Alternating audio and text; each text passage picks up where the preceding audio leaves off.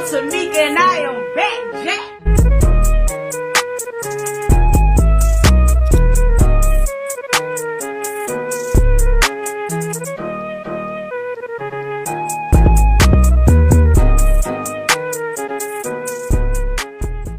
Google return that we received from Google. Okay, and does that document fairly and accurately depict what it is you received back from Google as it relates to a search warrant for jarvisbutts82@gmail.com? Yes. And I move for the admission of Eagles proposed exhibit. Oh, you're getting his records. 63. Any objection? No objection. To be admitted as people 63? Okay, now I want to go back to the first page and with the subscriber information. Tell me, who is the subscriber? So it has a Google account ID number, then it gives a name that says Jarvis Butts.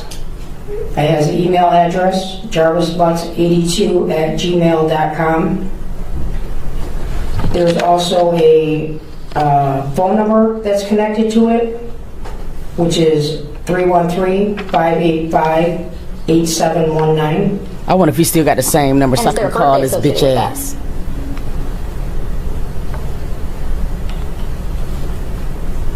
Yes. November 21st, 1982. And moving on to the searches, what dates did those searches? All right, Simone. I got y'all all invested. I'm so sorry. All right, so this is the backstory, Simone. This is the shit that's going down. I'm gonna give you a quick synopsis because there's some new material that just dropped, and I want to know what the fuck going on. Right now, we in the Google searches. But check this out. It was this little girl named Naziyah Harris. She was 13 years old. Last year, you know what I'm saying, on January 9th or whatever, she went missing. She got off her bus. They got the video of her getting off the bus, and then she disappeared, okay? Now, it is later said that she was with her auntie's baby daddy. Now, the baby daddy got 5 kids with the auntie, you know what I'm saying, or whatever. But they are saying that this man, well, Naziyah was actually preggo when she got unalive. However, they have not found her body yet. But there's a lot of circumstantial evidence that is pointing to the baby daddy being the one that unalived her. Now, the dude is a SA offender. You feel what I'm saying? He has been hitting everybody, even his own daughter. You dig what I mean? So listen, in January, the girl go missing. Nobody did jack shit for a whole month. So on February 9th, the case finally got turned over to the Detroit Police Department, all right? Now, February 9th, that's when shit hit the fan because this nigga was such a stinking, lankin', dankin' ass nigga. He had just did something to Naziyah on January 9th and already had her prego. But he was such a psychopath, he had to touch his daughter too. And that's what got his ass caught. Because after he touched the daughter, the auntie found out and was like, you a nasty such and such. So she started trying to report this dude. And in reporting this dude, it was 2 people before that. You know what I'm saying? Or whatever that he had did something too. Naziyah and the daughter wasn't the first 2 people. They said that he did something way back before then. You know what I'm saying? Or whatever. However, fast forward. So now, you know what I'm saying? Or whatever, it's coming out that, you know what I mean, it was definitely him, and we want him to go under the dirt, and that's where we're at. So now they're doing a hearing for the trial. We just got finished listening to her sister, and his sister said that she definitely seen Naziyah with her own eyes on the last day when that girl had went missing. They said that the partner of the shop that the brother worked with also seen her, but we hadn't got to his trial yet. This right here is the Google searches. Is the Google searches. We want to know what this nigga was looking up on his thing. So that's where we at now. So this shit good, bro. Searches encompass. These searches are December 9th.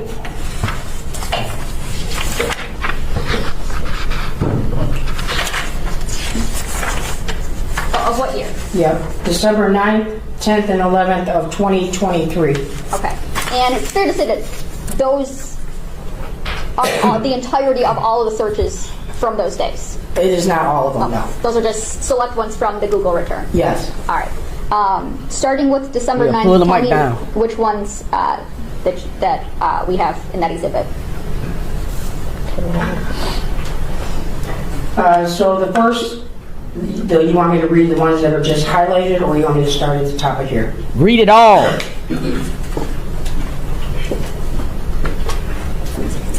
So the ones that are highlighted. Okay. Just start with the ones that are highlighted. Yep, so this search was December 9th, 2023 at 3:32 UTC time. So you would actually have to subtract 5 hours, which would make it the night of December 8th. And the site is, what's visited, it's Drink Me and Abort Your Baby, the Herbal Abortion Tea by Maya. Okay. And what about the next one after that?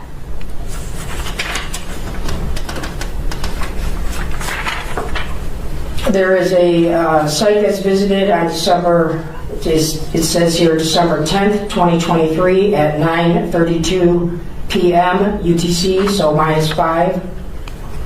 And the site visited is plannedparenthood.org/learn/abortion/the abortion pill. This was December 9th of 2023. She disappeared January 9th, you know what I'm saying, of 2024. He already knew she was pregnant. You a dirty dog dude, because you wouldn't been searching no plan. You was trying to help this girl. Yeah, I guarantee you he was probably trying to, that day when she came up to the shop was probably abort time and something went wrong. Something went wrong with his stinking, lanking ass. And The next one. next search is immediately after that, so December 10th at 9:32 p.m. UTC, the abortion pill. Get the facts about medication abortion. There is a search that was conducted before that on December 10th, 2023 at 9:31 p.m. UTC. And that site is plannedparenthood.org/blog/can I use herbs to have an abortion at home. And the next The one? next one is December 10th, 2023 at 9:31 p.m. UTC. Can I use herbs to have an abortion at home? Planned Parenthood. And the next one? The next one is December 10th, 2023 at 9:36 p.m. UTC. So again, -5 hours. And that site is, it's ANSIRH.org, research, over-counter medication abortion. Yeah. Search December 10th, 2023 at 9:36 p.m. Over-the-counter medication abortion, and that's from that same place before, ANSIRH. December 10th, 2023 at 9:32. Planned Parenthood, abortion, the abortion pill. How do I have an abortion using only misoprostol, misoprosto.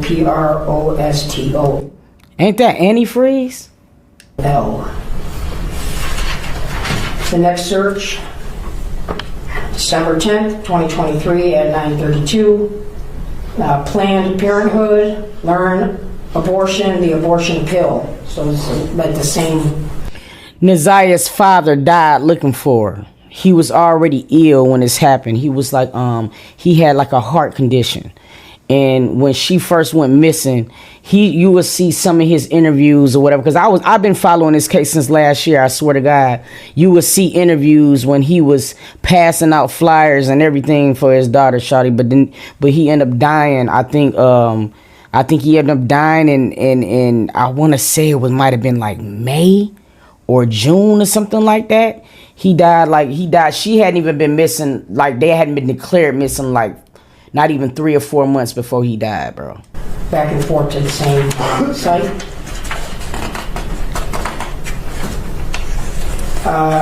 On December 11th at 11:43 p.m. UTC, so -5 hours. Specifically, as searched is Can I drink red antifreeze? Told you. I knew that. I watched too much Law and Order. That first thing that it's sick of lied. I was like, that's antifreeze. Like, I be on it, y'all. I'm telling you, knowledge with the college. Damn, that's what happened. He worked at a shop.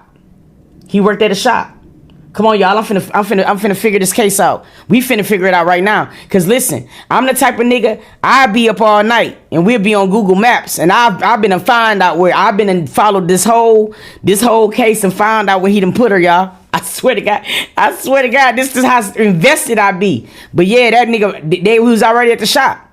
Pretty, a lot of goddamn exposure to antifreeze. And she probably died. And then he panicked. Man, that shit lame as hell, bro.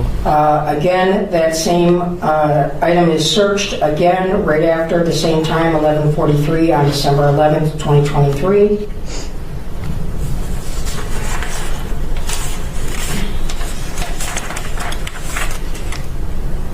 And I believe that's it. Okay. All right, so let's figure this out, y'all. We on the case. Let's figure this out real quick. So Just don't stop. I was trying to show you the dad. Hold on. Some people don't even know me, and they coming out. Just don't stop. The family of Naziyah Harris needs each and every one of us right now. Her father, Mervyn Jennings, is holding on to hope that he will see his daughter again, but it's been 10 weeks. Yeah, there have been numerous searches, and yet they are no closer to bringing 13-year-old Naziyah home. Here's Pamela Osborne. 13-year-old Naziyah Harris, an 8th grader at J.E. Clark Preparatory Academy, is still missing. She was last seen on Tuesday, January 9th. They came up to see me at the hospital. They asked me some questions about my daughter. Have I seen her? And I haven't seen my daughter. Naziyah's father, Mervyn Jennings, had been in the hospital for weeks recovering from a stroke and other health issues when he learned of Naziyah's disappearance from school investigators. We know Naziyah went to school that day. She rode the bus home to her usual stop at Cornwall and 3 Mile. They have, footage of her getting on the school bus, and the bus driver did say that she did get off at her regular stop, okay? And she was supposed to have been coming home, like she normally do. Back in February, we say that she did get off at her regular stop, okay? And she was supposed to have been coming home, like she normally do. Back in February, we spoke with Annette Harris, Naziyah's maternal grandmother and guardian. She reported Naziyah's disappearance to Detroit Public Schools Community District. Who reports a missing child to a Detroit public school? Listen to this shit, y'all. She didn't go to the police. And see, this is where the shit pisses me off at. Because the little resource officer that looks over the school, what the fuck is that? Grandma? Back in February, we spoke with Annette Harris, Naziyah's maternal grandmother and guardian. She reported Naziyah's disappearance to Detroit Public Schools Community District. Their police department launched an investigation the very next day, on January 10th. More than a month later, after hitting a roadblock, they notified Detroit police of Naziyah. No, she reported her missing a day later. But listen, though, this is what I'm telling you.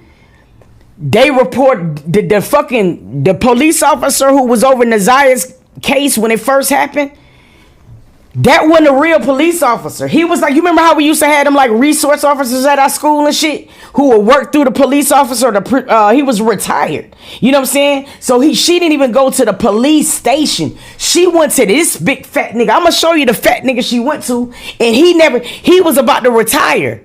So what happened was he went and questioned Naziyah and them grandmama. He questioned 2 other people, and then because he was about to retire, he just let the case sit on his desk. So it wasn't for a whole month until Detroit Police Department didn't even get this case until February 9th, bro. February 9th. The resource officer, that shit. Naziyah's disappearance. That was February 13th. For a 13-year-old girl in Naziyah. DPD got to work immediately. Listen to by Detroit Police Department launched an investigation the very next day, on January 10th. More than a month later, after hitting a roadblock, they notified. You hear how they try to skim over this fuck shit? Listen to what they say. After a month later of hitting a roadblock, no, bitch, say what happened. Y'all didn't do nothing for a whole month. Man, that is crazy to me. And for a grandmama to not see no results after like 2-3 days, I'm back at the police station, the real police station. That is down bad, bro. 10th. More than a month later, after hitting a roadblock, they notified Detroit police of Naziyah's disappearance. That was February 13th. A 13-year-old girl in Naziyah. DPD got to work immediately, canvassing the East Side community where Naziyah lived and was last seen. It would be the first of many major searches.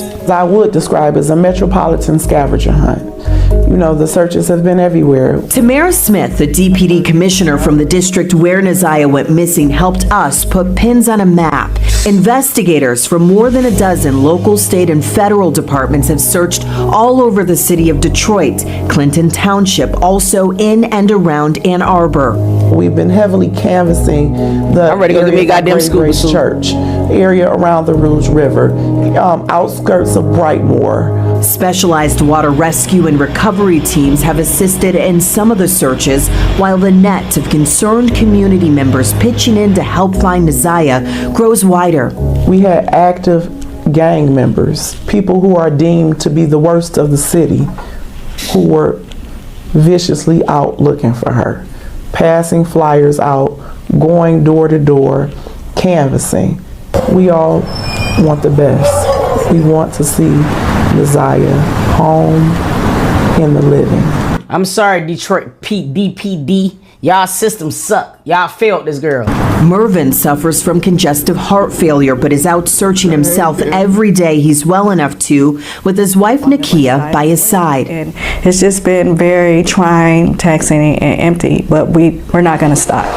They have been so moved by all who have turned out to help, especially since Naziyah's disappearance has caused a rift within the family. You have moments in your life where you do think you're standing alone. And without anything, they just... Yeah, because the grandmamas then went out there handing out no flyers. I'm just putting that shit out here. I've been researching this. He was out the only motherfucker out here really looking for his daughter. Them other folks get on my nerve, and I still want to know why they had locks on the refrigerator. They come through.